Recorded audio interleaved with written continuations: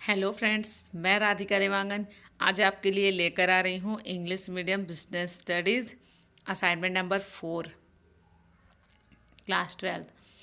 First question आप देखेंगे, explain any 3 points of the importance of control in the management process. इसमें है a good control system help on organisation in the following ways. Increasing size of business, देखो point को आप पढ़ लोगे, है ना। The size of business is increasing day by day, है ना। क्या है, बिजनेस जो है दिन ब दिन क्या होता जा रहा है, बड़ा होता जा रहा है। One man can not controlling big organisation, क्या एक आदमी तो क्या कर सकता है, कंट्रोल नहीं कर सकता ऑर्गेनाइजेशन को।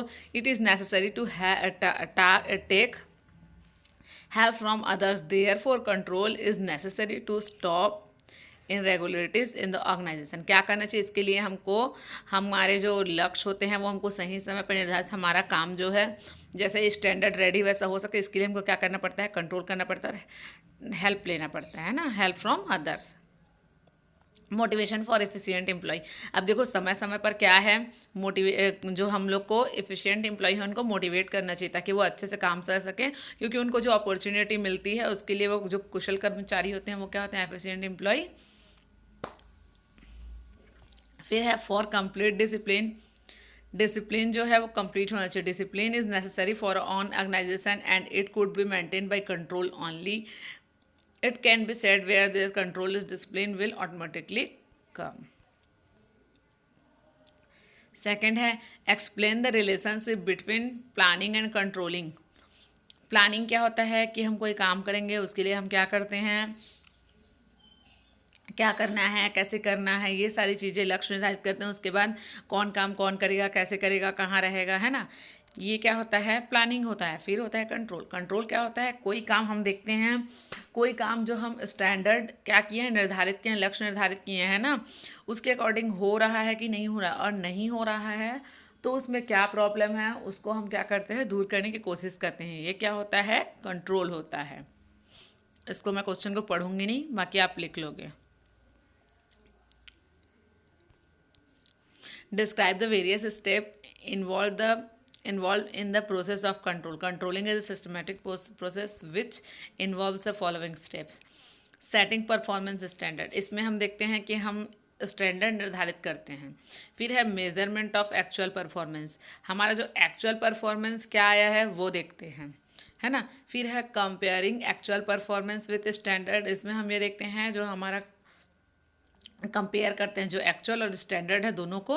फिर उसके बाद एनालिसिस डेविएशन, इसमें हम देखते हैं कि अगर हम दोनों में कितना फ़र्क है, एक्चुअल और स्टैंडर्ड निर्धारित किए, फिर उसमें क्या प्रॉब्लम आ रहा है, क्या है, कैसे है, उसको हम क्या करते हैं, एनालिसिस डेविएशन करते हैं यहाँ पे। फिर टेकिंग करेक्टिव एक्शन, यहाँ पे हम क्या करते हैं, अब जो प्रॉब्लम आया उसका सॉल्यूशन ढूंढते हैं, इसलिए taking corrective action. Explain any 5 importance of direction, direction it's action.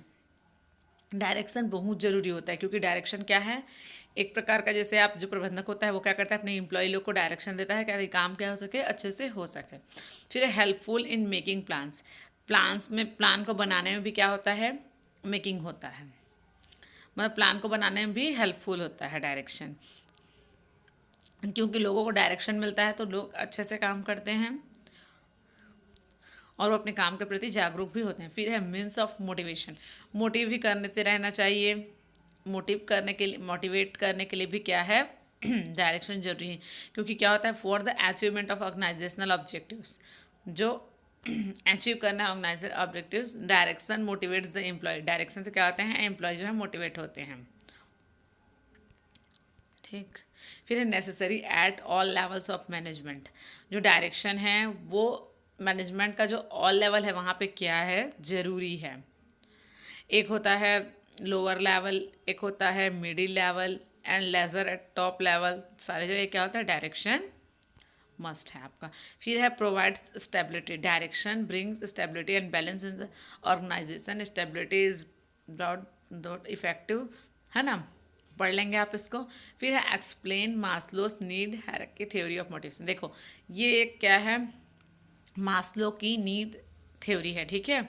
इसमें Abraham Maslow well known psychologist in a classic paper publish in 1943 outlined in the elements of an overall theory of motivation. His theory was based on human needs. He felt that within every human being there exists a hierarchy of 5 needs. These are, सबसे पहला basic needs. Basic needs क्या होती है? खाना, रहना, रोटी, कपड़ा और मकान, है ना. भोजन, मकान और क्या होता है? कपड़ा.